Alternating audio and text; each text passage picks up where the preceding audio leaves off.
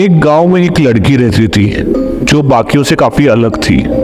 वो नॉर्मल इंसानों की तरह नहीं थी और ना ही अपने हम उम्रों के साथ खेलती थी। वो पेड़ पौधों और पक्षियों से बात करती थी जो कि इंसानों के लिए संभव नहीं। आखिर क्या कारण था वो पेड़ पौधे और पशु पक्षियों से बात कर पाती थी? उसका नाम था नीलवंती। देखते ही देखते नीलवंती बड़ी हो गई। काफी सुंदर होने के कारण गांव की लड़के उसे परेशान करने लग गए, जिसके कारण नीलवंती और उसके पिता जंगल में रहने लगे।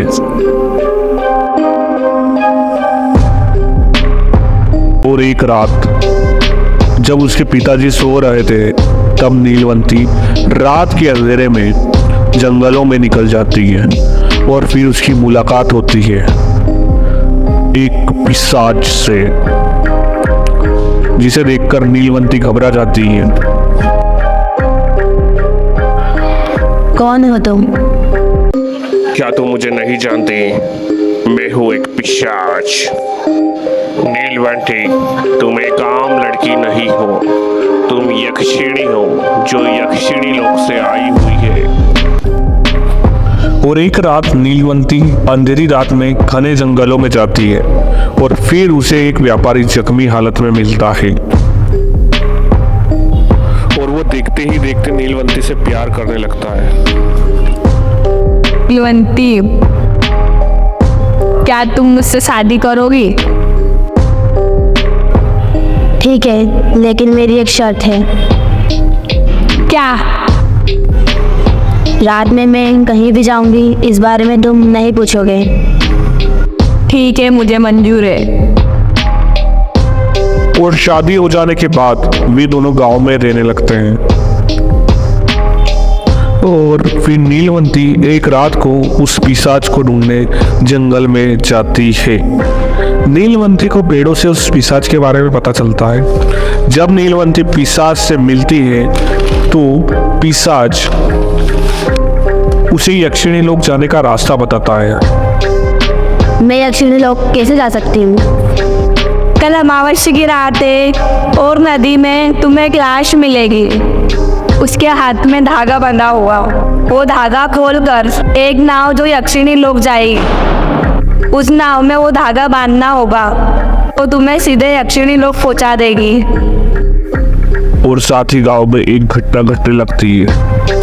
देखते ही देखते गांव के सारे बच्चे गायब होने लगते हैं और गांव वालों को लगता है कि यह सब नीलवंती कर रही है। गांव के सभी लोग मिलकर व्यापारी के घर चले जाते हैं। ओ व्यापारी, तारी रोड पे चुड़ैल छे, नर पक्षी छे, अपना गांव का बच्चा उनके गायब कर दी और रात को कटे जाए छे। ओ व्यापारी, आज हम थारी लुगाई का पीछा करेंगा। ठीक है।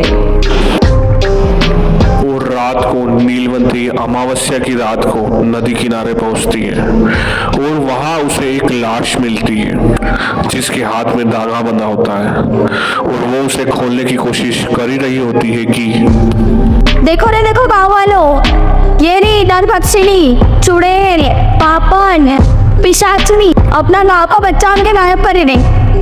और नीलवंती वहां से भाग जाती है और वहां से भागने के बाद वह एक इंसान से टकराती है जो उसका पति होता है। तुम यहाँ क्या कर रहे हो?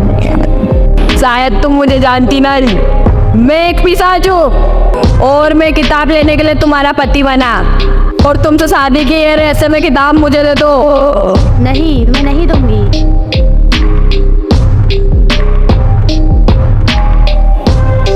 तुम्हें ये किताब चाहिए ना? जा, मैं इसे श्राप देती हूँ।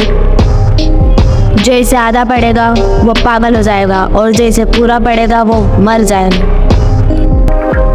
पिशाच उस बुक को छीनकर भाग जाता है और गुंडों द्वारा उस पिशाच की हत्या हो जाती है और उस किताब को गुंडे लेकर वहां से गायब हो जाते हैं। और फिर वो किताब रहस्यमयी तरीके से गायब हो जाती है। और आज भी कुछ लोगों द्वारा यह कहा जाता है कि नीलवंती यक्षिणी लोक जा चुकी है, लेकिन कुछ लोगों का मानना यह भी है कि नीलवंती आज भी उसी घने जंगलों में भटक रही है।